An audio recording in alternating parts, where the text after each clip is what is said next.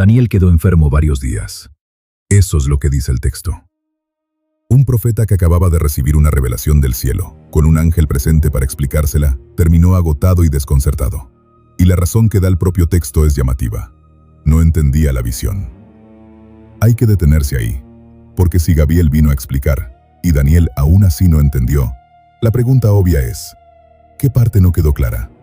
Porque si esa parte quedó sin resolver en el capítulo 8, entonces el capítulo 9 no es una historia nueva. Es la respuesta a una pregunta que sigue abierta. Y si eso es cierto, cambia completamente cómo debemos leer las 70 semanas. En Daniel 8 hay una visión. El carnero, el macho cabrío, el cuerno pequeño que llega a ser grande, el santuario que es pisoteado, el servicio interrumpido. Gabriel explica la mayor parte. El carnero es Medo-Persia, el macho cabrío es Grecia, el cuerno grande es el primer rey, el cuerno pequeño que surge después representa a un poder que viene más tarde. Eso quedó explicado. Pero en algún punto de la visión, Daniel escucha algo que lo deja paralizado.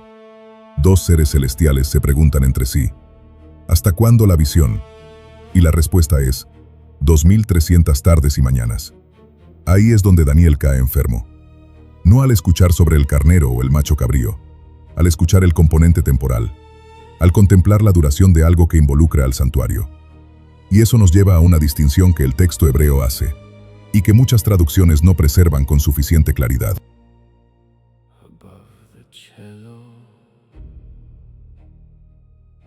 En el hebreo de Daniel 8, aparecen dos términos distintos para hablar de lo que Daniel recibe.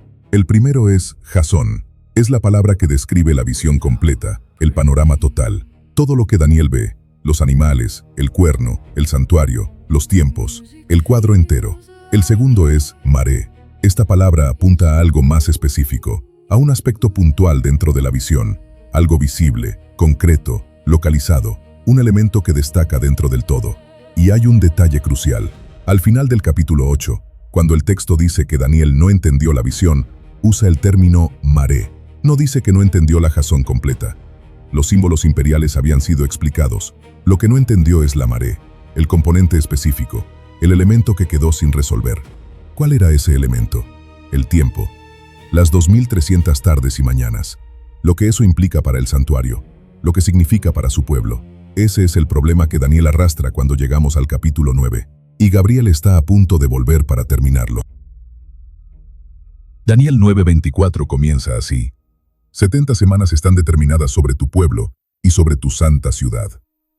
La palabra traducida como determinadas es en hebreo nechtak. Y esa palabra no significa simplemente decididas en sentido abstracto. Su significado de base es cortar, separar, delimitar, extraer una porción de algo mayor. Cortadas. Las 70 semanas están cortadas. Y ahí está la pregunta que no podemos evitar. ¿Cortadas de qué? Si Daniel 9 fuera una profecía completamente nueva, ese verbo quedaría flotando sin referencia. No habría nada de dónde cortar. Pero si Daniel 9 continúa el problema temporal de Daniel 8, la respuesta es inmediata. Las 70 semanas son una porción cortada del gran periodo profético que quedó sin resolver. Las 2300 tardes y mañanas. No es una coincidencia lingüística, es la estructura del texto. Hay otro elemento que confirma la conexión entre los dos capítulos y que pocas veces se menciona con la atención que merece. El ángel que aparece en Daniel 9 es Gabriel, el mismo Gabriel que había aparecido en Daniel 8. Y cuando llega en el capítulo 9, le dice a Daniel algo directo. He salido para hacerte entender la visión. ¿Qué visión? Daniel no acaba de tener una nueva visión, estaba orando. No había recibido una revelación nueva en ese momento. Gabriel viene a completar lo que había quedado incompleto, no a abrir un archivo nuevo, a cerrar el que estaba pendiente.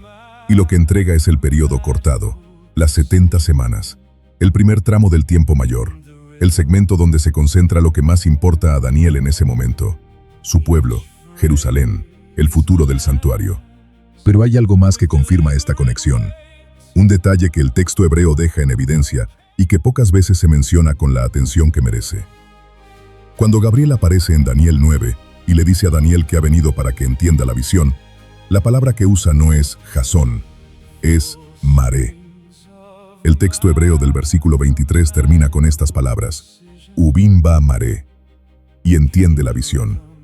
Pero no cualquier visión, la maré, el aspecto específico, el componente puntual que quedó sin resolver. Eso no es una elección accidental. Si Gabriel hubiera querido introducir una profecía completamente nueva y desconectada, uno esperaría un lenguaje nuevo, una fórmula fresca. Pero lo que dice es, entiende la maré. Y esa palabra apunta directamente al problema pendiente del capítulo 8, al componente del tiempo que Daniel no había podido asimilar, al elemento que lo dejó enfermo y desconcertado.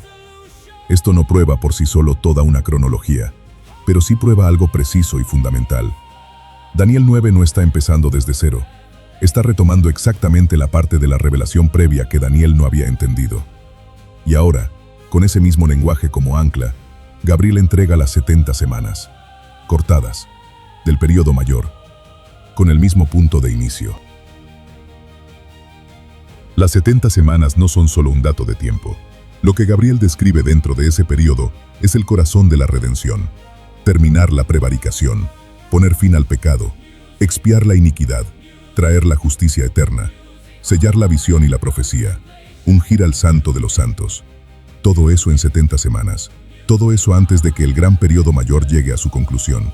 Y en el centro de esas 70 semanas está una figura, el Mesías. Su manifestación, su muerte, la cesación del sacrificio típico.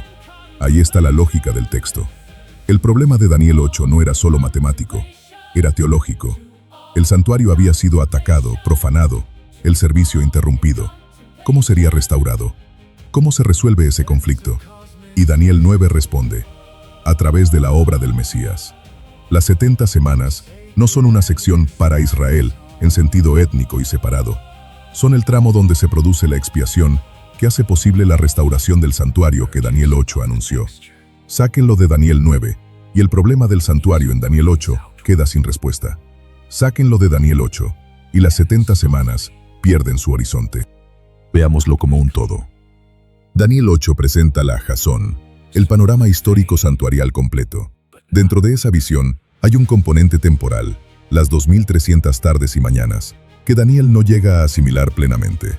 La marea del tiempo queda abierta.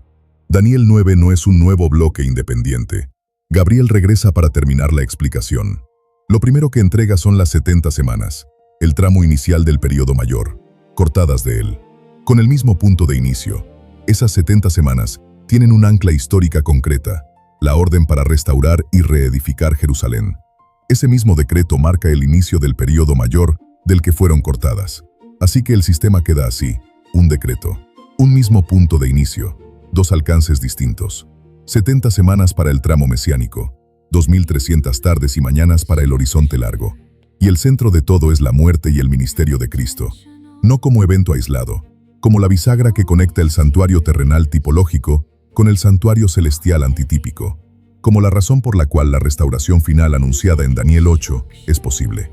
Eso es lo que Daniel estaba contemplando, enfermo, desconcertado, al borde de la revelación más grande de su vida.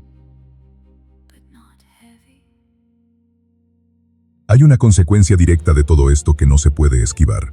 Si las 70 semanas son una porción cortada del período de Daniel 8, con el mismo punto de inicio, no son una profecía flotante, no son una pieza disponible para ser reubicada arbitrariamente en el futuro.